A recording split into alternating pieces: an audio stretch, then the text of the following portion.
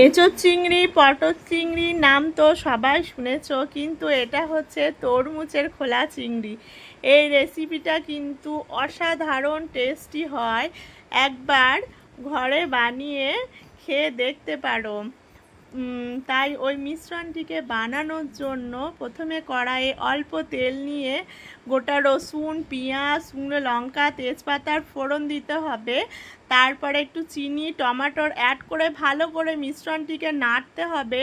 নেড়ে নেওয়ার পর ওর মধ্যে আদা রসুনের পেস্ট এবং 1 চামচ হলুদ গুঁড়ো, লঙ্কা গুঁড়ো, জিরে গুঁড়ো এবং ধনে গুঁড়ো দিয়ে ভালো করে মশলাটিকে ভাজতে হবে। মশলাটি ততক্ষণ কষাতে হবে যতক্ষণ না পর্যন্ত মশলা থেকে তেল বেরিয়ে আসে।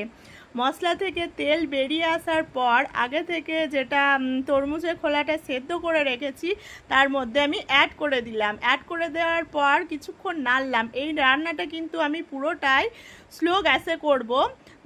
তারপরে আগে থেকে চিংড়ি মাছ ভেজে রেখে দিয়েছিলাম, সেই চিংড়ি মাছটা ওর মধ্যে অ্যাড করলাম। অ্যাড করে দেওয়ার পর ভালো মতো নাড়লাম। নাড়ার পর ঢাকা দিয়ে দিলাম। এই রান্নাটা কিন্তু আমি পুরোটাই জল ছাড়া করব এবং কিছুক্ষণ পর এসে এর মধ্যে একটু ধনেপাতা কুচি দিয়ে আবার নাড়লাম। তারপরে গ্যাসের ফ্লেমটা অফ করে দিলাম। পুরা কত সুন্দর তরমুজের খোলা চিংড়ি রেডি হয়ে গেল। চলো ঝটপট খেয়ে নাও। Tata, bye bye.